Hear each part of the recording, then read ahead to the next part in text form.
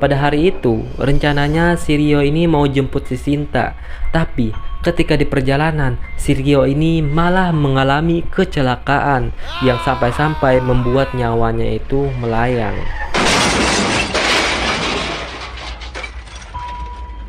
Dia kan posisinya di depan cermin tuh. Di situ dia melihat ada sosok pocong di belakangnya.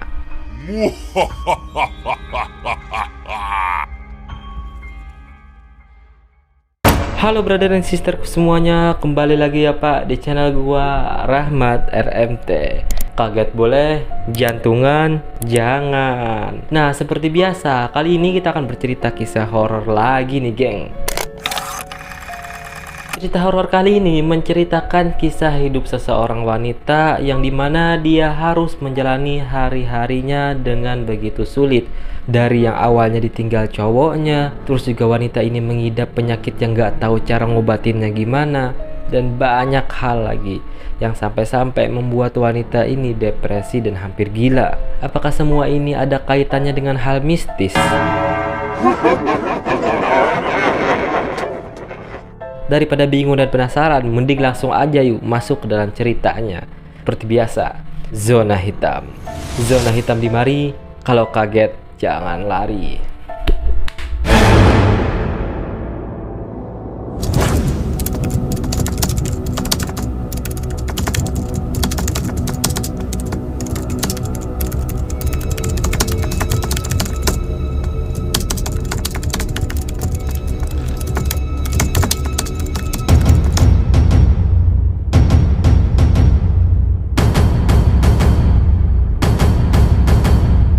Cerita ini berawal dari seseorang wanita yang kita sebut aja namanya ini Sinta. Sinta ini punya temen cowok atau bisa disebut pacar lah, yang bernama Rio. Sinta dan Rio ini sering menghabiskan waktu bersama, berlibur, bercerita, dan curhat bareng.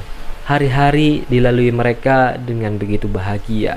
Sampai-sampai Sinta ini menganggap Rio itu adalah segalanya dalam hidupnya. Sinta juga sering ngarep tuh, moga aja cowok yang satu ini bisa jadi temen hidupku.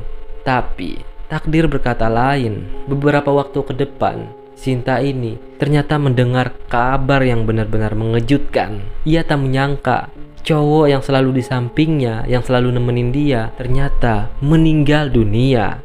Pada hari itu, rencananya si Rio ini mau jemput si Sinta. Tapi ketika di perjalanan, si Rio ini malah mengalami kecelakaan yang sampai-sampai membuat nyawanya itu melayang. Si Sinta benar-benar gak percaya dengan kabar tersebut. Dia benar-benar terpukul. Terlebih lagi, ketika si Sinta ini mau ke rumahnya si Rio, orang tua si Rio ini malah nyalahin si Sinta. Mereka bilang semua ini tuh gara-gara Sinta. Ya karena emang sebenarnya dari awal hubungan si Rio sama si Sinta ini gak direstuin orang tuanya. Di situ si Sinta mikir, apa bener ini salahku? Padahal kan emang udah takdirnya aja kayak gitu.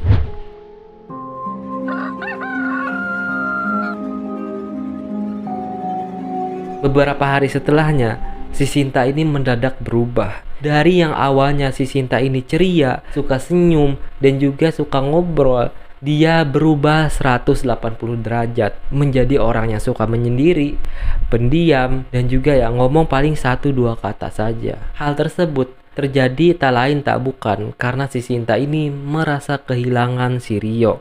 Yang hari-hari biasanya si Sinta ini kan sering banget ngobrol sama si Rio. Ibarat kata si Rio itu udah temen curhatnya. Ketika si Rio nggak ada, si Sinta kan nggak tahu mau ngomong sama siapa. Orang tua Sinta yang melihat keadaan putrinya nggak tahu mau ngapain. Mereka juga bingung harus menasehatinya dengan cara apa. Untungnya di saat-saat seperti itu, si Sinta ini punya satu temen cewek. Ya kita sebut aja namanya itu si Risma.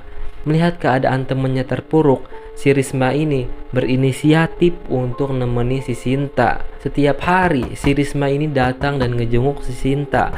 Walaupun di awal-awal itu si Sinta ini kayak gak ngerespon, dia cuma ngebalas dikit-dikit doang tuh.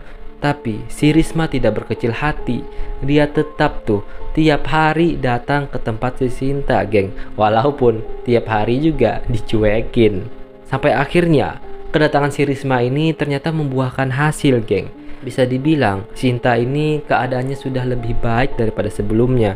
Dia udah mau tuh ngobrol, udah bisa mulai ketawa lagi, udah bisa ceria lagi, dan semua itu karena si Risma. Dan beberapa hari setelahnya, karena keadaannya si Sinta ini sudah membaik juga, dia akhirnya turun kerja lagi tuh. Walaupun beberapa hari sebelumnya dia itu sering banget absen. Teman-teman di tempat kerjanya pun ikut merasa bahagia karena udah melihat keadaan Sinta yang membaik. Mereka mengapresiasi Sinta. Mereka di situ udah ya kayak menyambut kedatangan Sinta lagi gitu, geng. Terlebih lagi si Risma, dia benar-benar bahagia karena temennya udah bisa kerja lagi. Dan tak hanya itu, tak sedikit dari cowok-cowok yang ada di tempat kerjanya itu ikut ngedekatin si Sinta karena tahu pada saat ini statusnya si Sinta itu sedang jomblo. Tapi si Sinta nggak peduli dan dia mencoba untuk cuekin mereka semua karena pada dasarnya di hatinya itu masih ada si Rio. Karena melihat perilaku si Sinta yang cuek, beberapa dari mereka itu memilih untuk mundur. Tapi beberapa dari mereka juga gak nyerah-nyerah. Ada nih salah satu cowok yang walaupun pada saat itu si Sinta ini udah nolak dia berkali-kali, tapi dia tetap ngebet. Kita sebut saja namanya ini si Aldo. Si Aldo ini gak ada kapok-kapoknya ngedeketin si Sinta. Padahal si Sinta tuh bener-bener gak ngerespon dia sama sekali. Sampai-sampai pada suatu hari si Sinta ini ngomong, "Maaf ya, aku tuh gak suka sama kamu." Yep. Dalam banget dong omongan Sinta ini, geng. Pokoknya di situ si Sinta udah bodo amat. Gua nggak peduli lah, lu sakit hati atau kayak gimana. Gue udah muak mendengar apa yang diucapkan si Sinta. Si Aldo ini cuma bisa diam dan langsung menjauh.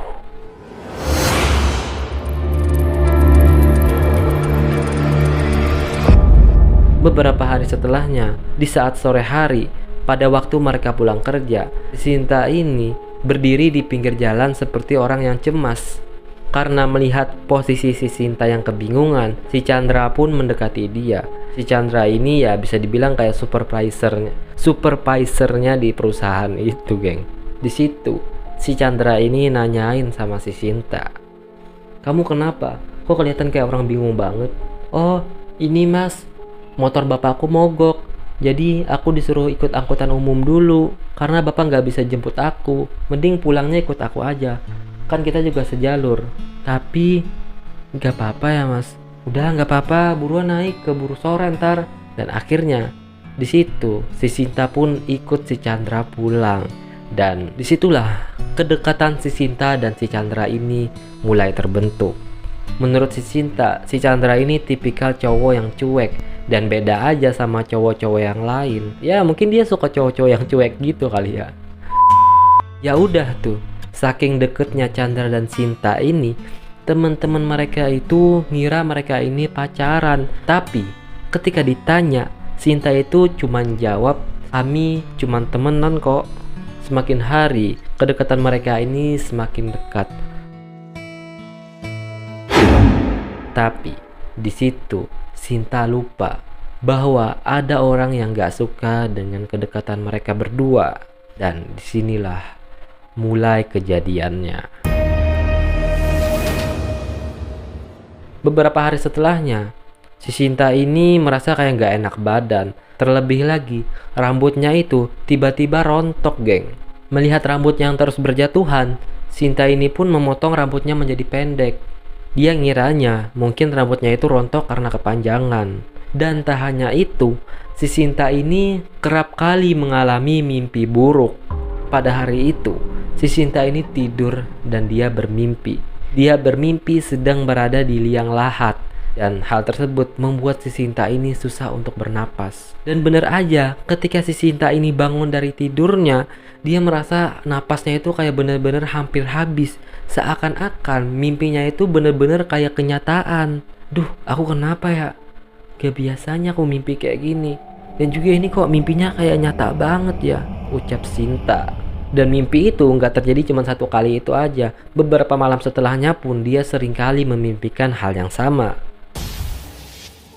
Beberapa hari setelahnya, gangguan itu nggak cuma dialami Sinta dalam mimpinya aja, tapi di kehidupan nyatanya. Pada saat itu, Sinta ini sedang duduk berdua bersama si Chandra. Di sepanjang perbincangan mereka, si Chandra ini perilakunya kayak aneh gitu, seakan-akan mencium bau sesuatu. Sinta pun bertanya, "Kenapa mas?" "Iya, kamu nyium gak? Dari tadi aku nyium bau bangke loh." Jadi, di sepanjang ngobrol mereka, ternyata si Chandra ini nyium bau bangkai. Di situ, si Sinta pun merasa kayak nggak enak. Apa jangan-jangan baunya itu dari tubuhku? Si Sinta pun izin pamit untuk ke WC. Nah, ketika di WC, si Sinta ini nyiumin bau badannya. Nggak ada kok. Bau badan Sinta nggak bau bangke. Sampai-sampai tuh dia rela buka bajunya. Apa jangan-jangan ini bajuku atau gimana? Tapi ya gak ada bau bangke sama sekali. Nah, ketika dia mau masang bajunya lagi, dia kan posisinya di depan cermin tuh. Di situ dia melihat ada sosok pocong di belakangnya. Di situ dia bener-bener kaget dan langsung teriak. Dia langsung pergi dan gak peduli lah, ditinggalin tuh si Chandra. Keesokan harinya, si Sinta ini berangkat kerja lagi. Dia udah gak peduliin lagi tuh tentang kejadian kemarin dimana si Chandra itu nyium bau bangke. Pikirnya itu mungkin dari bau yang lain. Tapi ternyata geng, ketika bekerja, teman-teman si Sinta ini sama. Mereka nyium bau bangke. Intinya, kemanapun si Sinta ini pergi, orang-orang yang ada di sekitarnya itu nyium bau bangke. Hal tersebut membuat si Sinta ini gak pede dan dia mengurung dirinya kembali. Di sini keadaan Sinta kembali memburuk lagi, geng. Sampai-sampai si Sinta ini udah gak mau masuk kerja lagi. Karena hal itulah si Sinta ini malah dipecat oleh bosnya karena keseringan absen.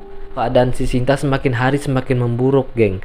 Sampai-sampai kulit di tubuh Sinta itu kayak mengelupas dan membusuk. Di situ orang tuanya pun kebingungan gimana cara ngobatin si Sinta ini, geng. Pak, ada apa ya dengan anak kita? Bapak juga nggak tahu, Bu. Tapi kayaknya ada yang nggak beres deh. Duh, gimana dong Pak? Ibu takut dia nekat. Duh, Bu, istighfar, jangan kayak gitu. Tenang aja, Babu udah manggil Pak Ustadz kok. Sampai akhirnya bapaknya Sinta ini manggil Ustadz Kamarullah. Jadi Ustadz Kamarullah itu adalah ustadz yang ada di pondok pesantren dekat rumah mereka. Ustadz Kamarullah pun mengiyakan dan dia segera pergi ke rumah Sinta.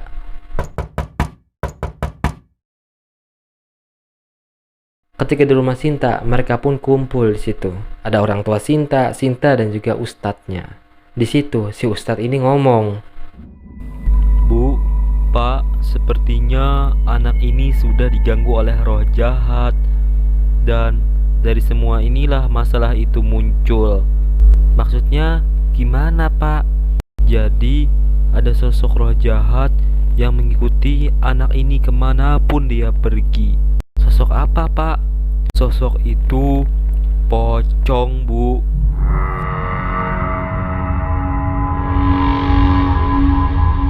Mendengar penjelasan Ustadz Kamarullah, mereka di sini benar-benar ketakutan, geng. "Tapi tenang aja, Bu. Setelah ini saya akan melakukan ruqyah." Akhirnya Ustadz Kamarullah pun melakukan ruqyah terhadap si Sinta. Mula-mulanya ketika di ruqyah Sinta ini biasa aja, tapi saat ayat-ayat suci Al-Quran dilantunkan, disinilah dia mulai bereaksi.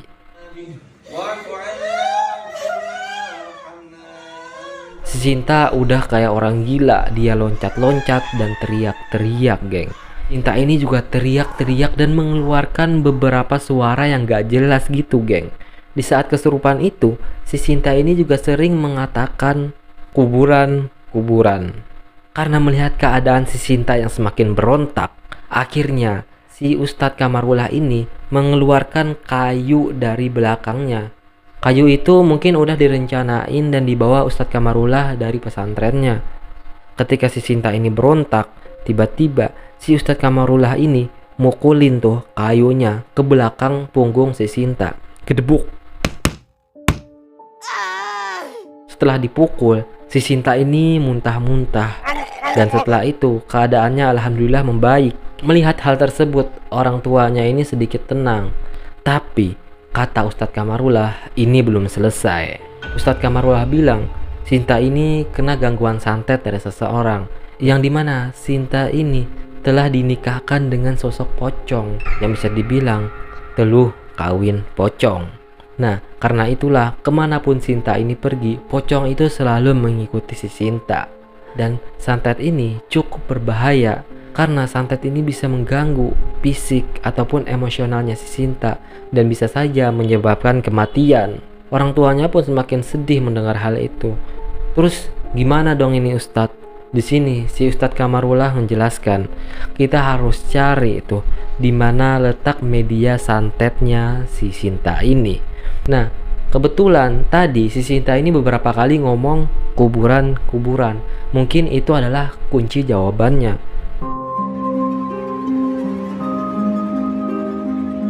Keesokan harinya, Ustadz Kamarullah ini pergi ke kuburan yang ada di daerah sana. Dia pun keliling-keliling tuh mencari informasi tentang media tersebut. Di situ dia nggak dapetin petunjuk sama sekali. Tapi Ustadz Kamarullah ini tidak menyerah. 3 hari berturut-turut dia terus menelusuri kuburan yang ada di sana. Alhamdulillah, yang namanya niat baik pasti akan ketemu jalan keluarnya.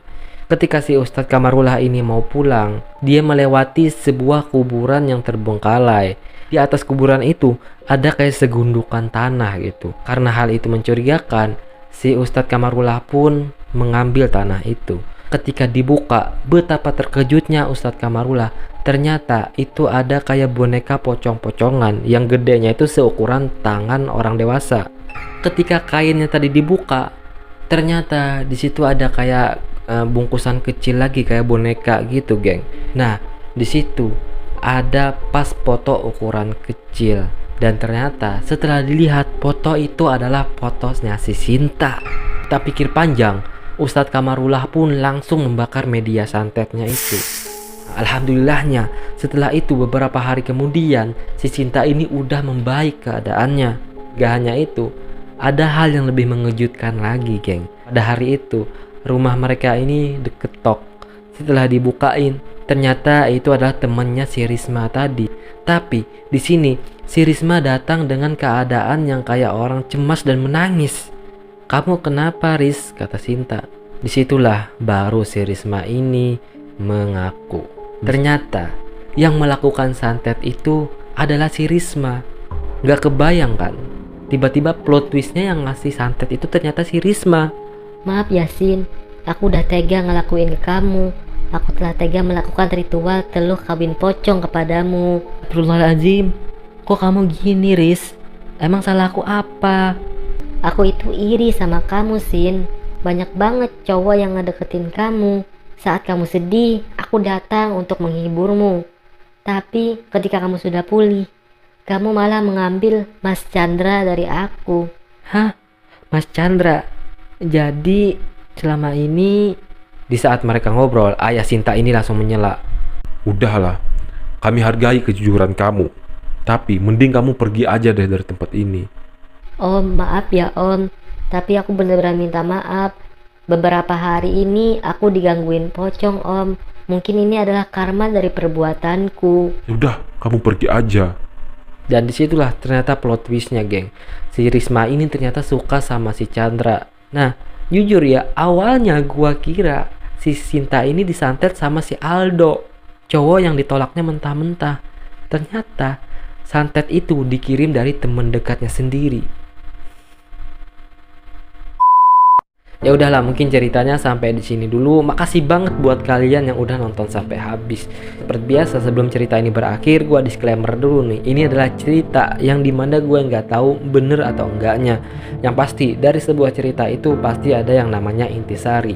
Jadi intisari cerita kali ini adalah ketika kamu sakit hati dan iri dengki terhadap seseorang, cukuplah dipendam dan dimaafkan. Janganlah kamu berbuat semaumu. Apalagi kayak si Risma tadi, sampai-sampai nyantet temennya sendiri. Tapi akhirnya ya sama aja, dia juga yang rugi.